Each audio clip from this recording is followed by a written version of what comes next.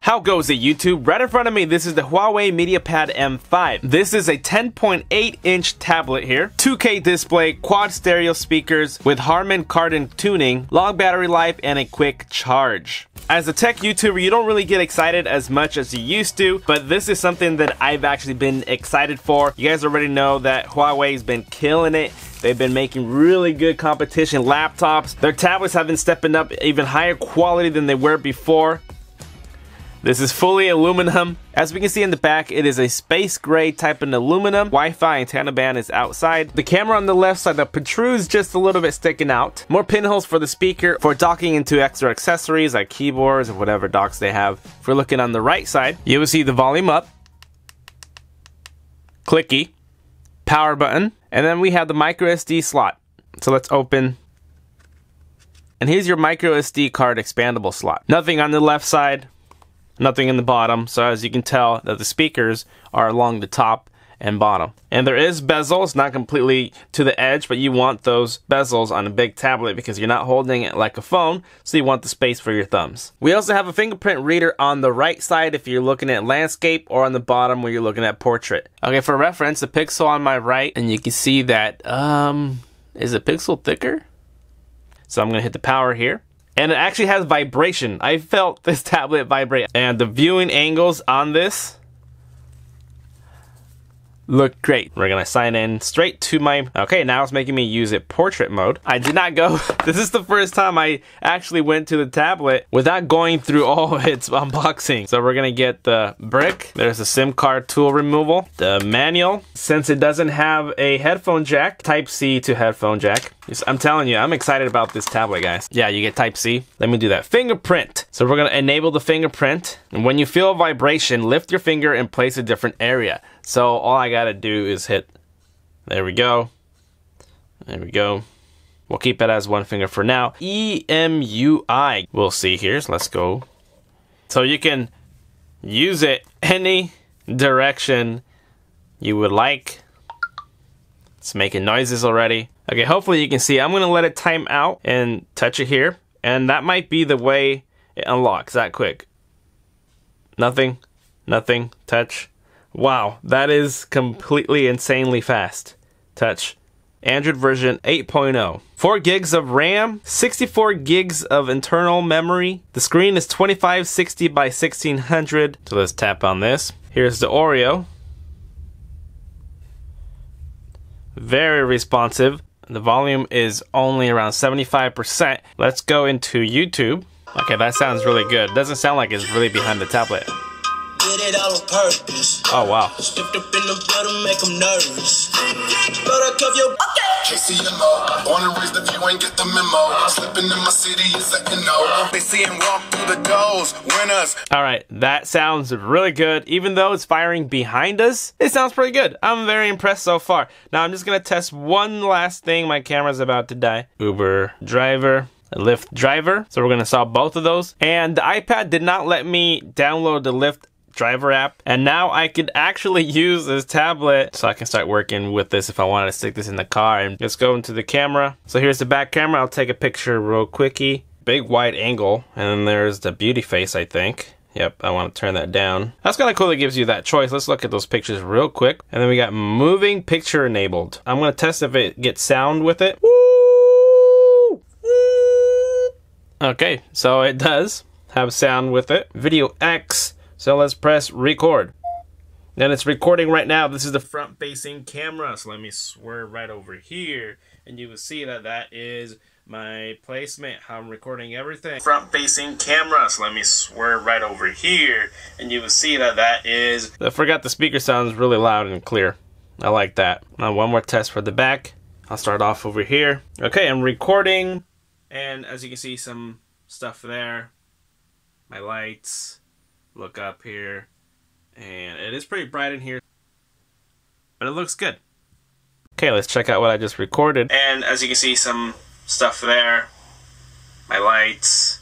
look up here. I'm pretty happy to have another Android tablet in my hands. And then I'm gonna tell you about my 5-day experience so far with the tablet. Touch and go. So that's really how fast this, you can see that I was watching Dragon Ball Super here. So that is all in the settings here. If you bring it down, love the look. It's a very clean, dark theme that it comes with it. If you go to the display, you will see this color mode. So if you want it to look more vivid, you can see the tomatoes turn a lot more red. I actually like it more normal. And then you can go to warm, cold, or default. I think default's fine, although I do sometimes like it on the cooler side, but you can technically tweak it however you want in there. If we go into the system here, we're gonna go into system navigation, and the navigation allows us to take away virtual one back. You get the back, home, and recent, so it all works the same.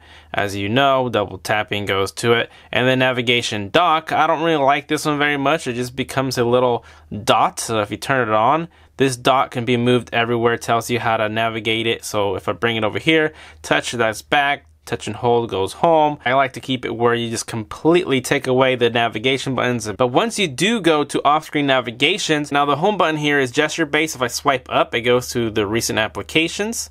If I go press that, it's back. So that's recent, and press back. And if you hold it, it's home. So right now we're in split screen. I like that I can navigate and go into other things. If I'm gonna open up the Google Maps, press back, it's going to go off of that page and you can go into anywhere else. You can control the volume from the right side. Sometimes it's forgetful when you're using it. It does become on the bottom instead of being here. Now the next part I want to say is that this works with Waze. This has GPS built in, so you can use this for Uber and Lyft. Unlike the iPad, the Wi-Fi version did not allow me to do that. Kind of like what I did here. No screen, you can see that's the normal stock car, and then I put the iPad there. But this tablet in my hands does work with GPS. If we bring the notification panel down, we got screen recorder, mirror share, navigation dock, eye comfort, screenshot, and desktop mode. So screenshot, just clicking on that, it's going to take a screenshot real quick. Share, edit, scroll. So you can literally take a full scroll with it.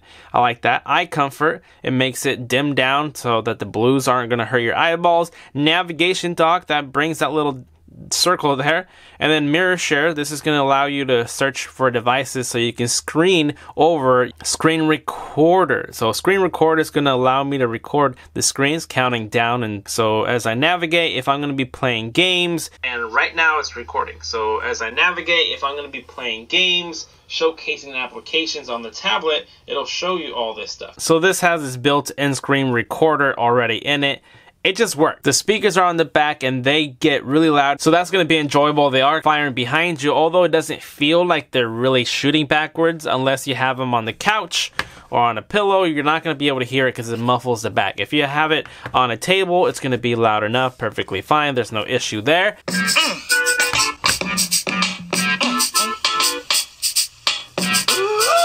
Panda, panda, panda. I got broads in Atlanta. Credit cards and scams. Okay, and the last thing I want to show you is the desktop mode. Now, clicking on desktop mode, it's going to tell you you can use a mouse. So if we enter it, you're gonna see here that it's going to EMUI, and it looks like a Windows platform at this point. If you click onto the start menu, you can see those are your recent applications that you can get to. There's a lot more third party, which is gonna show you all the other applications that you can use. So if we open up files here, you see that obviously my finger is not gonna accurately push it. Let's see if I can, oh, there we go. A little bit better there, but you can customize it, and you see there's a window, open two windows here. And I could minimize them, and there's also home to go back to your last application.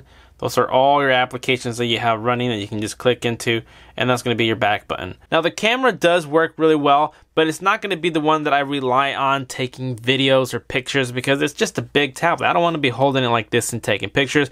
If I could opt out to have no camera on a tablet for the back, I would totally do it because I don't really need to use it. But it's there for the people who want front camera here. Seems to be like really bright, like brighter than it should be. It's going to work for doing hangout calls, of course, all those video chat systems. Now, how do you get out of it? No, you're just going to have to touch up here and go to desktop mode. Now take that off, it's going to exit, and you go right into where you were last. Now as of right now, this MediaPad costs around $350 for this version. There's 3 of them. There's an 8-inch, 10-inch, and a Pro version, and this is the mid-tier. The Pro version has pen input if you needed that, and it's like more like in the 450s. But if you would hold this in your hand, it's solid, it's super clear. Obviously you can't put this in your pocket, but it's nice that I carry it in my bag. Obviously I don't have the dock, but this is a Bluetooth keyboard. Depending if you get the dock case for this or just get a case that has a kickstand, you can prop it up and use your own keyboards here and your wireless mouse. So technically you'll be able to use this like a Chromebook, laptop, desktop, portable. I mean, it's not really practical as far as 3 separate items. You can do it all with touchscreen. I've been using this instead of my laptop,